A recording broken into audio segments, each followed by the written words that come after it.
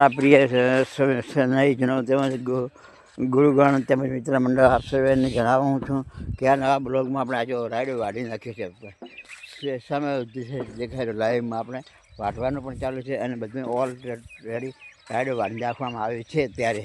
અને આ વાઢી નાખ્યો છે રાયડો અને દાંઠા ઊભા છે તે દાંઠાને વાઢી નાખીશું અથવા ત્યાર પછી નહીંતર ભાઈ તવિયું મારી નાખશું. તવિયું નાખીને 2 વખત ખેડી કરી અને સમાર આલી અને બાજરી પોંખી નાખવાની. આવી રીતે મિત્રો ખેતીનું પુનરાવર્તન ચાલુ કર્યા જ કરે છે.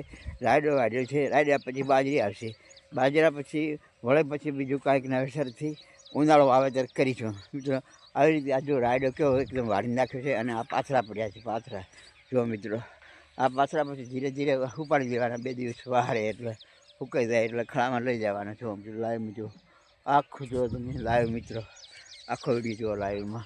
એટલે મિત્રો આ રાયડો વાઢ્યું છે, હવે બાજરી વાવીશું. એટલે ખેડૂતનું જીવન તો હંમેશા મહેનત સભર રહેલું છે, મહેનતથી ભરપૂર રહેલું છે. મહેનત કરવી પડે છે ફરજિયાત.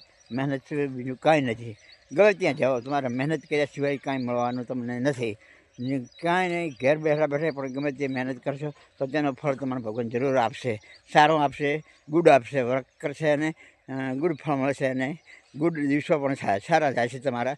એમાં એ જ શુભેચ્છા સાથે આપની સાથે હું રહેલ લાયચંદ ચૌહાણના. જય હિન્દ, જય વંદે માતરમ, જય જવાન, જય કિસાન.